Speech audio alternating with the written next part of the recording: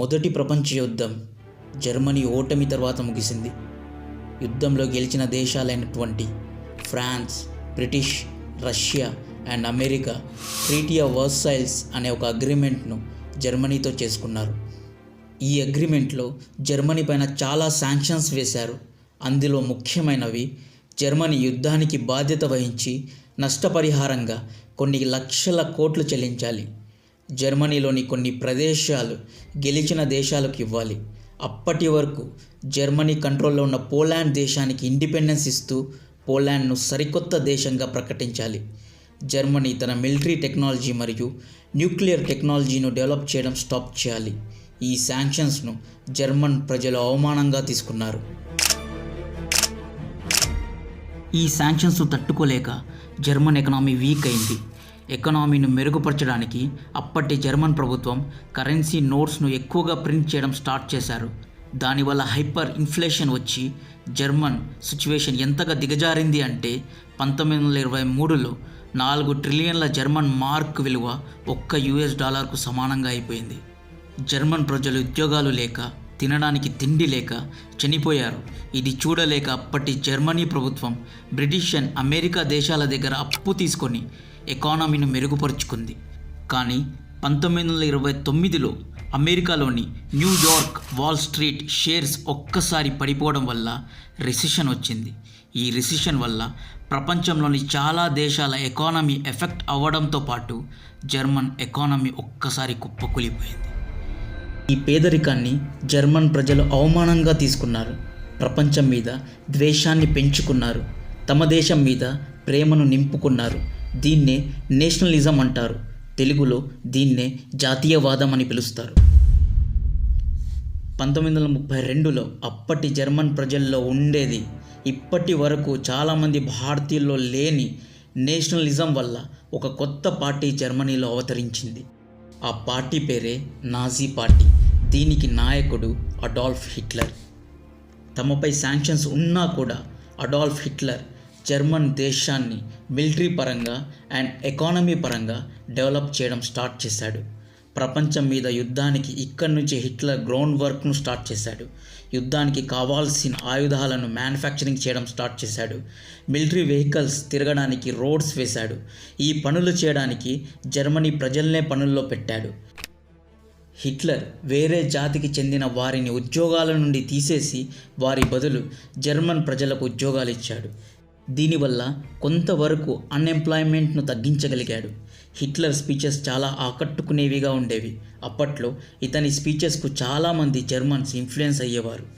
Germany economy and military బలపడింది. ప్రజల్లో జాతీయవాదం పీక్స్లో ఉంది. ఇక ప్రపంచం మీద పగ తీర్చుకునే సమయం ఆసన్నమైంది. జపాన్ ఏసియాలోని చైనా మరియు ఇతర చిన్న చిన్న దేశాలపైన కెమికల్ అండ్ బయోలాజికల్ వెపన్స్ ఉపయోగిస్తూ ఆసియా దేశాలను ఆక్రమించడం స్టార్ట్ చేసింది.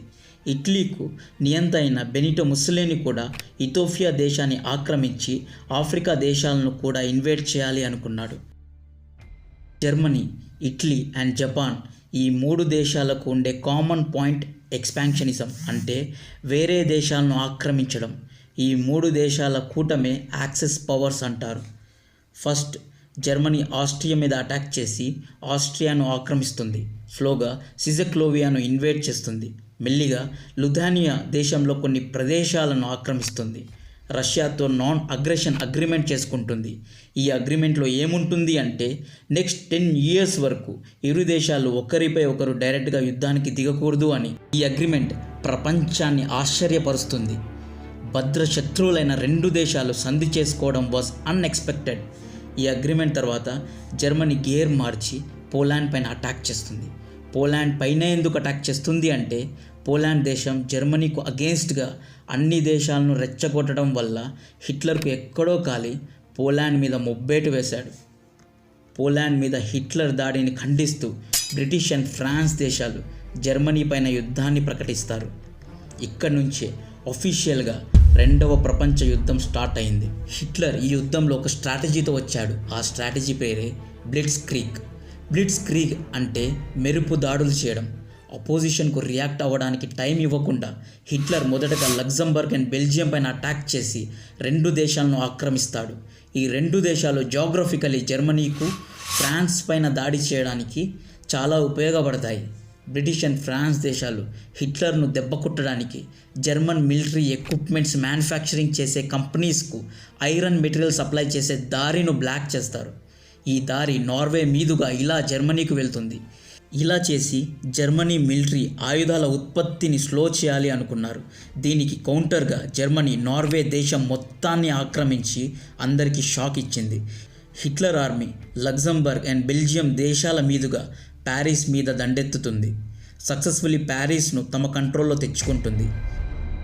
ఎంత ప్రయత్నించినా ఇంకా బ్రిటిష్ ఎంపైర్ జర్మనీ కంట్రోల్కు రాలేదు. ఇండియాతో పాటు బ్రిటిష్ కాలనీస్ అయిన దేశాలు అల్లైడ్ పవర్స్కు సపోర్ట్ చేశాయి. అంటే బ్రిటిష్ అండ్ ఫ్రాన్స్ దేశాలకు సపోర్ట్ చేశాయి.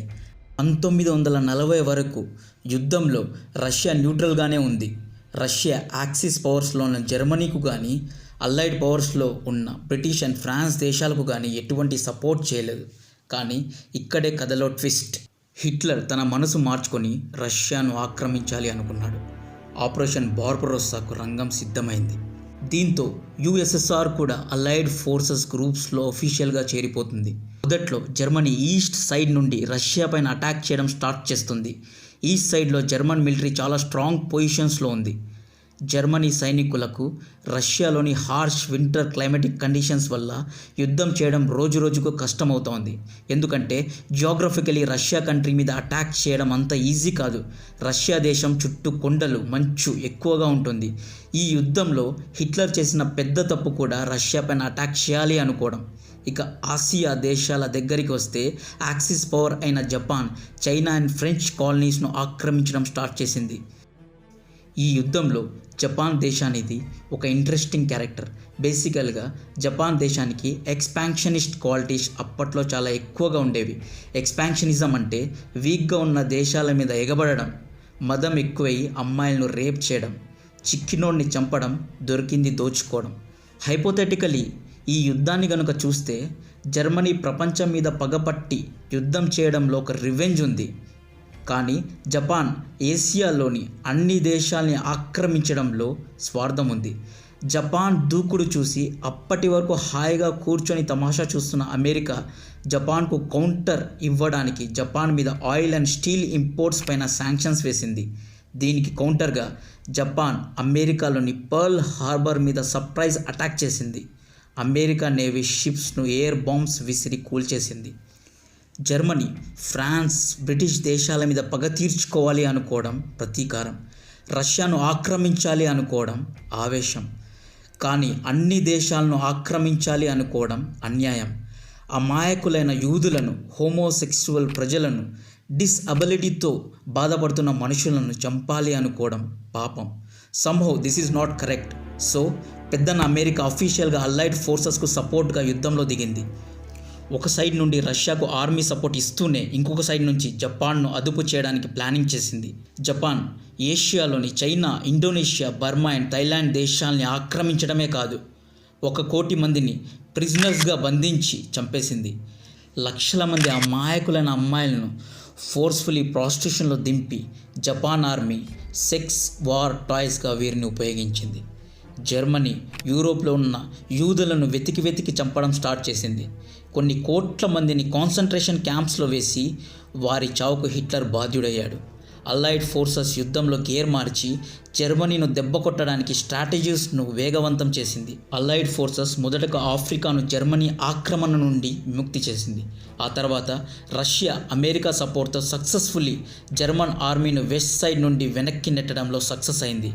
1944లో అల్లైడ్ ఫోర్సెస్ నార్మాండేకు చేరుకొని ప్యారిస్ను జర్మనీ ఆక్రమణ నుండి విముక్తి చేసింది. జర్మనీను వెస్ట్ సైడ్ నుండి అల్లైడ్ ఫోర్సెస్, ఈస్ట్ సైడ్ నుండి రష్యా బిగపెట్టి ఊపిరి ఆగకుండా చేశాయి. అల్లైడ్ ఫోర్సెస్ ఫైనలీ జర్మనీ పైన ఆధిపత్యాన్ని సాధించింది. ఏప్రిల్ 30, 1945లో హిట్లర్ సూసైడ్ చేసుకొని చెడిపోవడంతో జర్మన్ మిలిటరీ సరెండర్ అవుతుంది. అఫీషియల్గా వరల్డ్ వార్ II ఇక్కడే ఎండ్ అవుతుంది. ఇక మిగిలింది జపాన్. నేను ముందే చెప్పా ఈ యుద్ధంలో జపాన్ క్యారెక్టర్ చాలా ఇంట్రెస్టింగ్గా ఉంటుంది అని. మెయిన్ విలన్ వదిలేసి కమీడియన్ మీద పడినట్లు అమెరికా అండ్ రష్యా రెండు దేశాలు ఒక్కటై జపాన్ మీదకు ఎగబడ్డాయి. అమెరికా ప్రపంచంలో first and last time 2 nuclear వెపన్స్ను జపాన్లోని హిరోషిమా అండ్ నాగసకి ప్రదేశాల మీద విసిరింది. ఆగస్టు 15న జపాన్ అమెరికాకు సరెండర్ అయ్యి తోకమిడిచి పారిపోయింది. అమెరికా ప్రపంచంలో ఎన్నో తప్పులు చేసిండొచ్చు, కానీ జపాన్ను కంట్రోల్ చేయడం వరల్డ్ వార్ సెకండ్లో ఒక హైలైట్గా చెప్పవచ్చు. ఎందుకంటే జపాన్ ఆర్మీ చైనాలోని చాలామంది అమ్మాయిలను రేప్ చేశారు అండ్ చాలామందిని చంపేశారు. రెండవ ప్రపంచ యుద్ధంలో 6 కోట్ల మందికి పైగా చనిపోయారు. జర్మనీ అండ్ ఆస్ట్రియా దేశాలను గెలిచిన దేశాలు ఆక్రమించాయి. బ్రిటిష్ ఎంపైర్ ఈ యుద్ధం తర్వాత గ్లోబల్ సూపర్ పవర్ అనే ఇమేజ్ను కోల్పోయింది. 2 సరికొత్త సూపర్ పవర్స్ ప్రపంచానికి పరిచయం అయ్యాయి. అవే America and Russia. Second world war ఇక్కడితో ఎండ్ అయింది, కానీ ఇక్కడి నుంచే వరల్డ్ వార్ కంటే భయంకరమైన cold war Russia and America మధ్య స్టార్ట్ అయింది. ఇప్పటికీ కూడా ఇది నడుస్తూనే ఉంది.